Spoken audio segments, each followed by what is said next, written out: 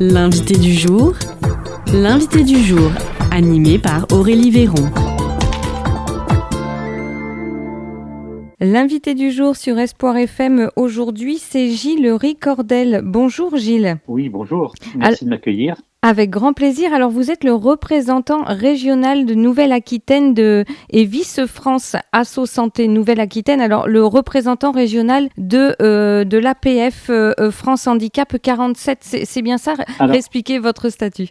Alors, je peux réexpliquer mon statut je réexpliquerai peut-être aussi ce qu'est APF France Handicap, comme ça bien sûr. Ça s'intégrera mieux. Donc, je suis le représentant régional pour la Nouvelle-Aquitaine de APF France Handicap. APF France Handicap est constitué c'est une association nationale déjà. On a une présidente qui est à Paris et on a une délégation dans chaque département. Et nous collons exactement aux régions administratives. Donc, je suis le représentant régional pour la Nouvelle-Aquitaine et donc les 12 départements de la Nouvelle-Aquitaine. Je suis un élu bénévole. Je suis élu par les adhérents et voilà. Donc APF France Handicap, si je peux me permettre, c'est une association qui existe depuis 1933, qui est axée sur la défense des droits des personnes en situation de handicap. On a à l'heure actuelle 450 établissements en délégation de services publics, 15 000 salariés et 20 000 adhérents. Donc c'est une association, nous sommes la dernière association de défense des droits des personnes handicapées,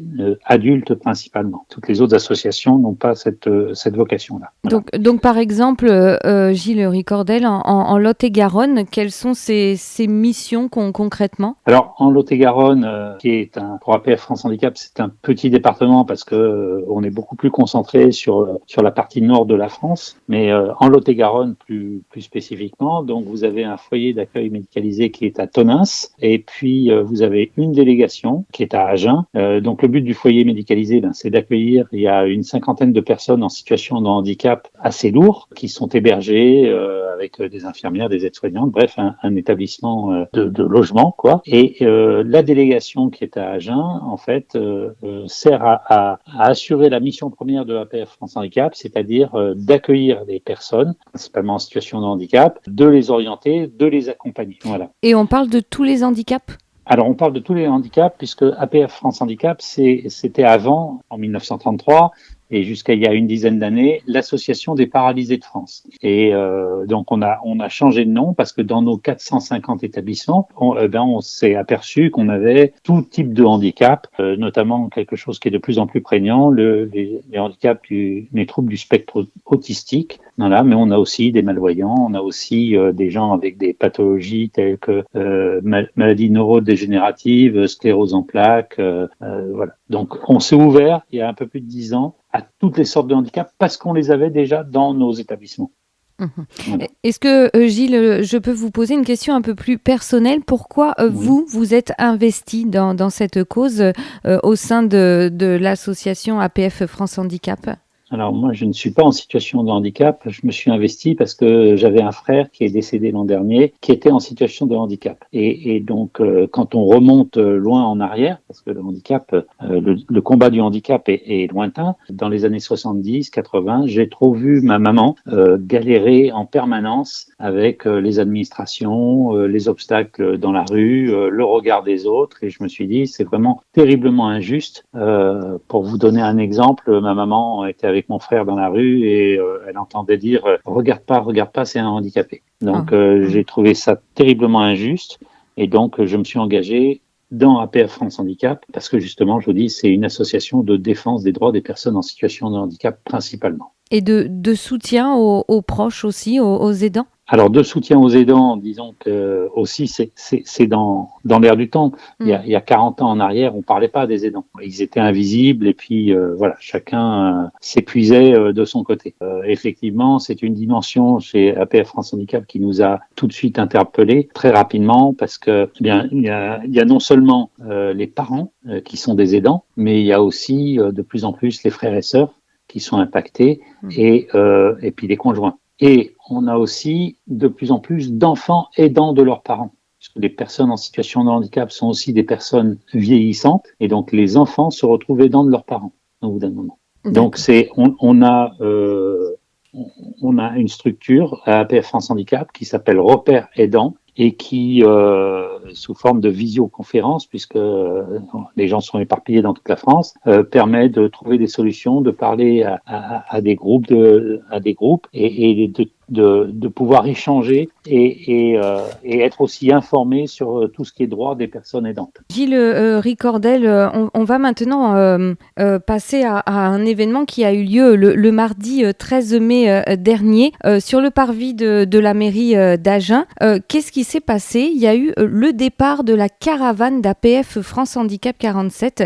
Qu'est-ce que c'est cette caravane ? Alors, si on revient à la genèse de l'histoire, on a commencé au mois de février déjà à protester parce que la loi de 2005, qui est la loi d'accessibilité, n'est pas appliquée. Alors la loi de 2005, qu'est-ce que c'est ? Eh bien, pour faire très simple, cela veut dire que toute personne en situation de handicap doit être en mesure d'aller partout, d'accéder à tout exactement comme un citoyen classique le ferait, si vous voulez. Donc, fort de ça, on s'est dit qu'il fallait faire une manifestation sur Paris pour éveiller les consciences en disant aux gens que une personne en situation de handicap est une personne normale. Je veux dire, c'est un citoyen normal, et donc toutes les discriminations, et je vais peut-être employer un mot un peu fort, toutes ces situations d'apartheid qui existent, que ça soit dans les logements, dans la pauvreté avec les revenus, dans l'accès à l'école, dans l'accès à l'emploi, il y a vraiment des discriminations puisque le handicap est la première forme de discrimination en France, et donc on a voulu faire une manifestation à Paris. Donc on s'est tous retrouvés le 15 mai à Paris.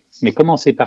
APF France Handicap ayant une délégation dans chaque département, eh bien on a fait des petites caravanes qui sont parties de chaque délégation, et en l'occurrence à Agen, la mairie nous a accueillis sur le parvis de la mairie, et donc tous les camions, toutes les camionnettes, petit à petit se sont regroupés. De Agen, ils sont partis sur Limoges où ils ont retrouvé les gens de l'Occitanie et les gens qui venaient de Bordeaux, et ainsi de suite. Donc on est parti le 13, le 14, eh bien, sur la route, sur l'autoroute, on a klaxonné fort pour se montrer, et pour être le 15 au matin dans les rues de Paris, avec un point final qui était place de la République. D'accord. Donc comment ça s'est passé tout cela ? Déjà la route, comment ça s'est passé ? Comment vous avez été accueillis aussi tout au long de cette route ?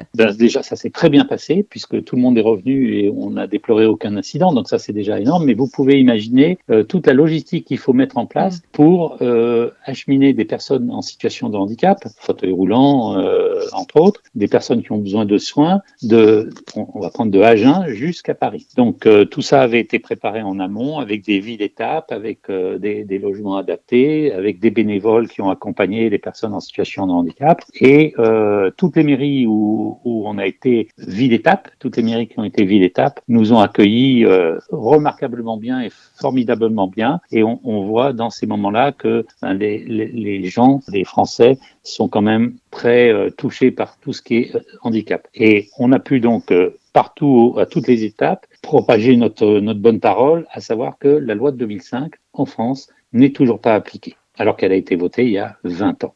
Et cette loi de 2005, en fait, elle date c'est l'émanation d'une autre loi qui date de 1975. Donc vous voyez que quand je vous disais tout à l'heure que APF France Handicap existait depuis 1933, le combat est quand même compliqué et long. Oui, tout à fait. Et sur Paris, alors votre arrivée, qu'est-ce qui s'est passé ? Est-ce que vous avez été reçu par des personnes spécifiques ?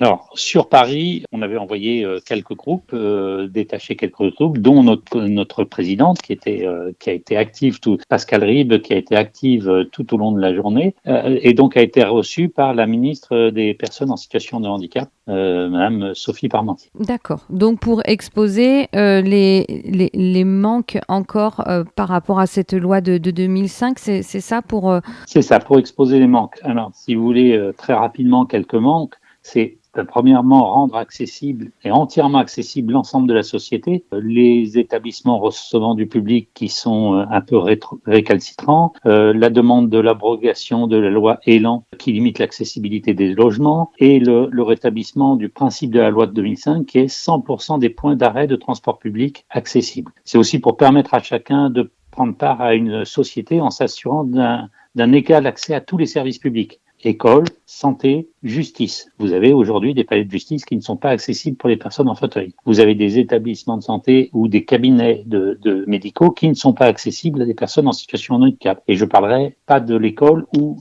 la plupart des écoles en France ne peuvent pas accueillir des personnes en situation de handicap, quel que soit le handicap, pas seulement le handicap moteur, mais d'autres handicaps. On a aussi demandé à ce qu'il faille en finir avec cette double peine qui est handicap-pauvreté. Je rappelle que l'AAH, l'allocation adulte handicapé, c'est-à-dire l'allocation dont on peut bénéficier quand on est en situation de handicap, est inférieure au seuil de pauvreté. On parle de moins de 1 000 euros par mois. Donc, déjà 1 000 euros par mois, c'est compliqué pour des gens valides, mais pour les personnes en situation de handicap où tout est plus cher, ça devient très compliqué. C'est garantir aussi, demander la garantie de l'accès à l'école pour tous et pour toutes. Les bâtiments scolaires, la formation des enseignants, les méthodes et les contenus pédagogiques, les transports scolaires, les espaces périscolaires qui aujourd'hui ne sont pas adaptés. C'est aussi notre revendication de faciliter la vie quotidienne et de garantir l'autonomie des personnes en situation de handicap de tous âges, puisqu'on a des lieux de vie aujourd'hui qui ne peuvent pas recevoir des personnes en situation de handicap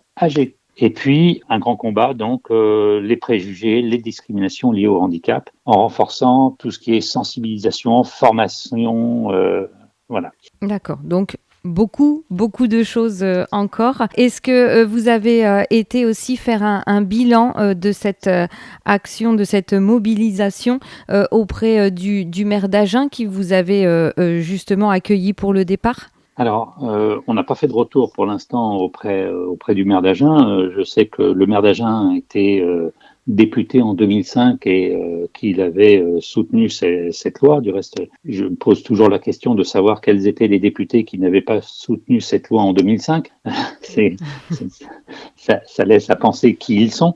Donc, pas de retour pour l'instant. À la mairie, nous avions été accueillis sur le parvis par une personne une élue en charge de la communication. Et on n'a pas de retour de la mairie aujourd'hui, mais même si tout est loin d'être parfait sur Agen, la mairie, comme beaucoup de mairies en France, font des efforts. Alors certes, c'est pas suffisant parce que, comme je vous le dis, la loi de 2005 date de 2005 et depuis 20 ans, on n'a pas énormément avancé. Oui. Mais bon, vous savez, j'entends souvent dire les élus et les politiques me dire, vous savez, le handicap, c'est ma priorité. Chose à laquelle je réponds, heureusement, parce que sinon, qu'est-ce que ça serait ?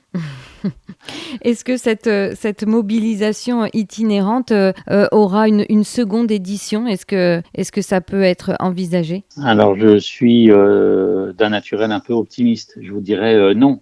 Pour l'instant, il n'est pas prévu de seconde édition parce que j'ai espoir que, justement, la loi de 2005 soit appliquée. Donc, on n'aura plus besoin de combattre. Maintenant, d'un autre côté, je pense qu'il y aura d'autres actions dans les années futures. Je répète qu'on fait des actions totalement non violentes. Donc, je pense qu'il y aura toujours besoin d'actions. On existe depuis 1933 et comme je dis toujours, moi j'ai un petit rêve à mon niveau, c'est que APF France Handicap disparaisse. Parce que le jour où notre association disparaîtra, ça voudrait dire que tous les droits des personnes en situation de handicap sont respectés. Donc vous voyez que le chemin est encore long, mais voilà, c'est une action qu'on doit mener, c'est quelque chose que toute la société doit nous aider à mener parce que le handicap, ça ne concerne pas qu'une petite partie de la population. On peut devenir en situation de handicap à la naissance, bien sûr, par la maladie, par l'accident, et puis de plus en plus aussi par l'âge, puisque l'âge, c'est aussi une privation d'autonomie. Oui. Donc, on peut être tous concernés et puis c'est aussi de toute façon, même sans être forcément touché par le handicap, on peut être se sentir concerné quand même puisque c'est aussi une action citoyenne. En tout cas, merci beaucoup Gilles Ricordel. Dernière question, si on souhaite en savoir plus sur l'association APF France Handicap, comment est-ce que l'on peut faire ? Eh bien, en allant tout simplement sur notre site internet www.apffrancehandicap.fr. Si mes souvenirs sont bons, j'en suis pas sûr parce que, comme tout le monde, je ne connais pas mon numéro de téléphone.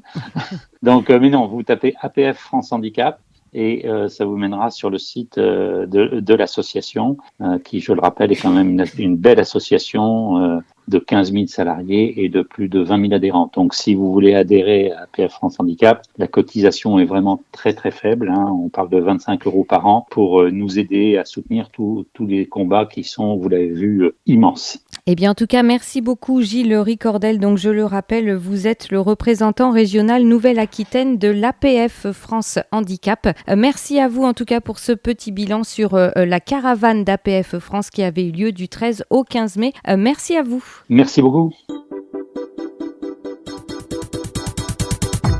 C'était l'invité du jour, animé par Aurélie Véron.